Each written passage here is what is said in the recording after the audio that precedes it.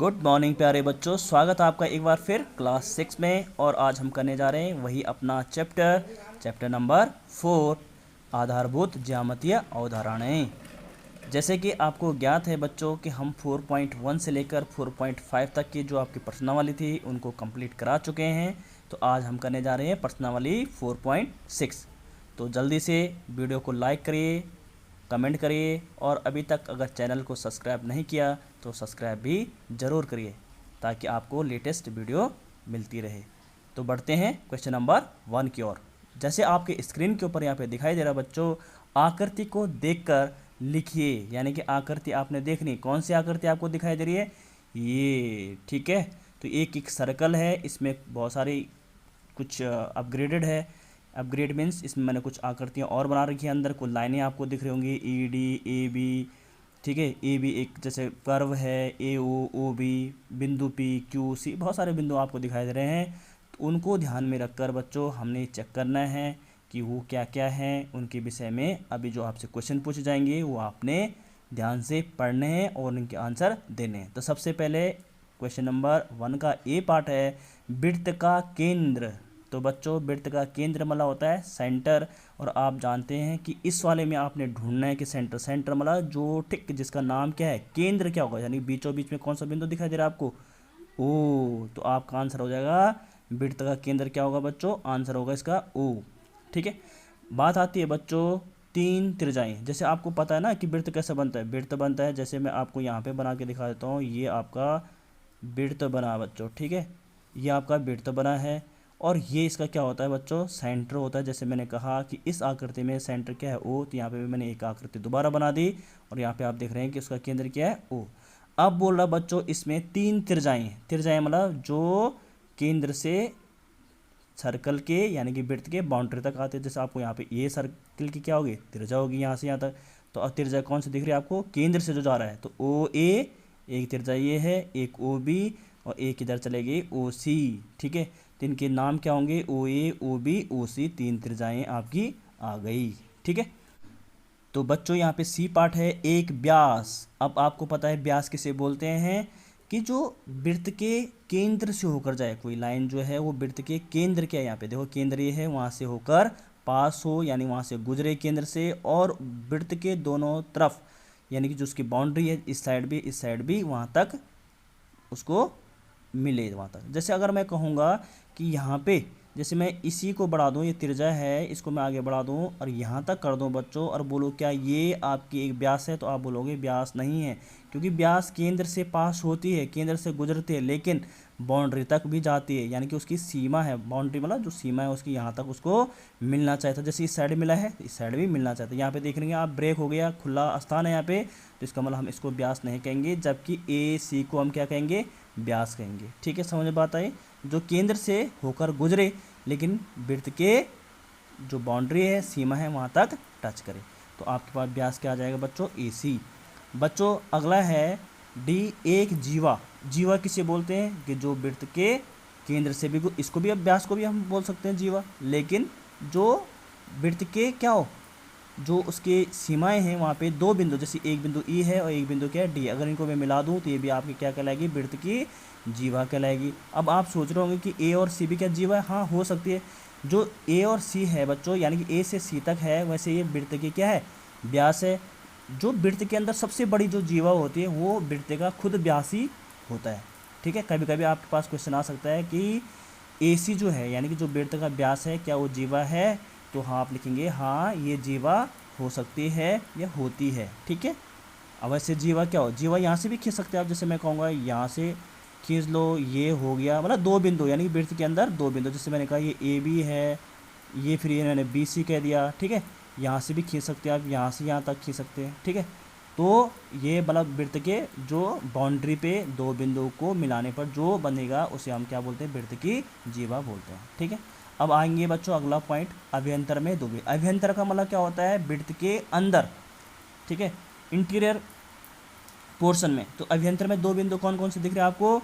एक तो P दिख रहा है, देखो वृत्त का ये है, वृत्त ये है, तो इसमें क्या बिंदु दिख रहा है आपको? P। और यहाँ पे क्या दिख रहा है आपको? O। बाकी तो सारे बाहर है, तो आप लिखेंगे इसका आंसर O एंड P, ठीक है। बहिर्भाग मतलब जो भार है, तो बहिर्भाग में तो आपको बहिर मतलब जो वृत्त के बाहर है, तो वृत्त के बाहर आपको क्या दिख रहा है, क्यू दिख रहा होगा।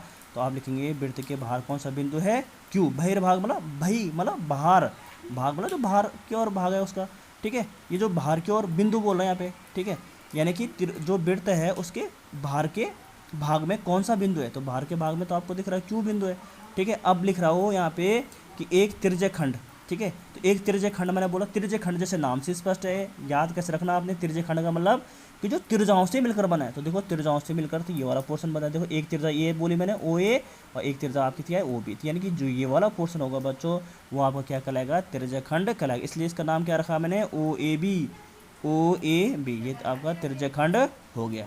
अब आता है बच्चों अगला एक वृत्तखंड। तो वृत्तखंड मतलब वृत्त का खंड, तो वृत्त का खंड तो ये होगा आपका, है ना, ये त्रिज्या खंड होगा। त्रिज्या खंड तो जो त्रिज्या से मिलकर बना होता है, तो ये क्या होगा आपका वृत्तखंड। तो ये आपका ईडी क्या होगा आपका वृत्तखंड। तो होप कि आपको ये क्लियर हुआ होगा बच्चों इस क्वेश्चन के, जो आपके सारे पार्ट मैंने करा दिए। अब बढ़ते हैं क्वेश्चन नंबर 2 की ओर। क्वेश्चन नंबर 2 पढ़िए बच्चों। जैसे क्वेश्चन नंबर 2 में भी दो पार्ट हैं, ए और बी। तो पहला पार्ट है, क्या वृत्त का प्रत्येक व्यास उसकी एक जीवा होता है, जीवा भी होता है। अभी मैंने कहा था आपसे, देखो वही क्वेश्चन आ गया कि कोई अगर वृत्त है बच्चों, ये आपका वृत्त है, तो क्या इसमें जो ये सेंटर होगा, इसका केंद्र होगा, क्या वृत्त का प्रत्येक व्यास यानी कि यहाँ से यहाँ तक व्यास होगा, यानी कि जैसे मैंने कहा ए बी, तो क्या ये जीवा होगा, हाँ, क्योंकि जो वृत्त का व्यास होता है वो वृत्त के अंदर सबसे बड़ी जीवा कहलाती है, ठीक है। जीवा तो ये भी हो सकती है, ये भी हो सकती है, ये भी हो सकती है, लेकिन आपसे पूछा गया है कि जो वृत्त का व्यास है क्या वो जीवा है, तो यस हम कहेंगे हाँ, वृत्त का व्यास उसकी जीवा भी होती है, ठीक है। दूसरा है, क्या वृत्त की प्रत्येक जीवा उसका एक व्यास भी होता है। क्या वृत्त की प्रत्येक जीवा, देखो वृत्त की प्रत्येक जीवा का मतलब ये हुआ कि अगर ये आपके पास वृत्त है बच्चों, ये उसका सेंटर है, तो वृत्त की प्रत्येक जीवा मतलब ये भी एक जीवा है, ठीक है। इसका नाम दे दिया मैंने पी क्यू। तो क्या ये वृत्त का व्यास है, आप खुद सोच लीजिए, आपको पता है ना वृत्त की परिभाषा क्या है, वृत्त के व्यास की परिभाषा क्या है, ये पूछ रहा हूँ मैं। वृत्त के व्यास, वृत्त का व्यास होता है जो वृत्त के केंद्र से जाए। व्यास किसे बोलते हैं, जो वृत्त के केंद्र से जाए बच्चों। तो यहाँ पे आप देखेंगे कि पी क्यू तो केंद्र से गए नहीं, तो इसका मतलब इसका उत्तर क्या होगा, नहीं, कि वृत्त का जीवा जो है उसकी व्यास प्रत्येक जीवा, ठीक है, प्रत्येक जीवा उसका व्यास नहीं हो सकती। जैसे ये पी क्यू है तो ये इसकी व्यास नहीं है, क्योंकि ये पी क्यू जो है उसके केंद्र से होकर गुजर ही नहीं रहा। और व्यास किसे बोलते हैं, जो वृत्त के केंद्र से होकर गुजरे। क्लियर है। अगला क्वेश्चन में बढ़ते हैं, क्वेश्चन नंबर 3। कोई वृत्त खींचिए और निम्न को अंकित करो। सबसे पहले एक वृत्त खींचते हैं बच्चों, ये मैंने वृत्त खींच दिया, ठीक है, ये मैंने एक वृत्त खींचा। अब आपने उसका कुछ अंकित करना हो, जैसे पहला क्वेश्चन है उसका केंद्र, तो देखो उसका केंद्र तो ये होगा, ठीक है। जब आप ऐसे मत बनाना जैसे मैं बना रहा हूँ, इस केस से आपने क्या यूज़ करना है, प्रकार और पेंसिल, ठीक है, प्रकार और पेंसिल। वो भी मैं एक दिन सिखा दूंगा अगर आपको बनाना नहीं आता तो, ठीक है। तो प्रकार और पेंसिल से यहाँ पे उसका जो नुकीला पार्ट होता है, टिप होता है, वो रखना है, और यहाँ से पेंसिल फिट करते हैं और उसको यूँ घुमा देते हैं जितने भी आपको त्रिज्या का वृत्त चाहिए। तो सबसे पहले यहाँ पे जो होगा बच्चों उसका ये केंद्र होता है। ऐसा मत बनाना आपको प्रकार और पेंसिल की हेल्प से ही बनाना है, ठीक है। तो इसका यहाँ पे क्या होगा, उसका केंद्र। दूसरा उसकी त्रिज्या, तो आपको पता है त्रिज्या तो कहीं भी हो सकती है, जैसे ये मैंने त्रिज्या बना दी, ये बिंदु यहाँ पे लगा ली, यहाँ से केंद्र से लेकर उसकी सीमा तक क्या होगा उसकी त्रिज्या। त्रिज्या को किससे डिनोट करते हैं, आर से, ठीक है। उसका एक व्यास, व्यास मतलब जो केंद्र से होकर वृत्त के दोनों ओर जाए, तो ये आपका व्यास, जैसे मैंने कहा ये पी क्यू है, ठीक है, एक व्यास हो गया। अगला एक त्रिज्य खंड, तो त्रिज्य खंड बच्चों ये हो सकता है, देखो ये भी त्रिज्या है, ये भी त्रिज्या है, तो त्रिज्य खंड ये हो जाएगा आपका। जैसे मैंने प्रीवियस क्वेश्चन में बताया था आपको, ये त्रिज्य खंड होगा ना जो त्रिज्याओं से घिरा होता है, ठीक है, ये भी त्रिज्य खंड हो गया। एक वृत्त का खंड, वृत्त खंड ये हो सकता है आपका, आप यहाँ से यहाँ तक जीवा खींचिए, ये आपका वृत्त खंड हो गया, ठीक है। इसका नाम दीजिए आप आर एस दे दीजिए आप, तो जो ये वाला आर एस है वो वृत्त खंड आपका होगा। उसके अभ्यंतर में एक बिंदु, अभ्यंतर में उसका बिंदु एक, मान लीजिए आप यहाँ पे आपने टी रख लिया, कोई बिंदु यहाँ पे अभ्यंतर मतलब जो अंदर की ओर, ठीक है।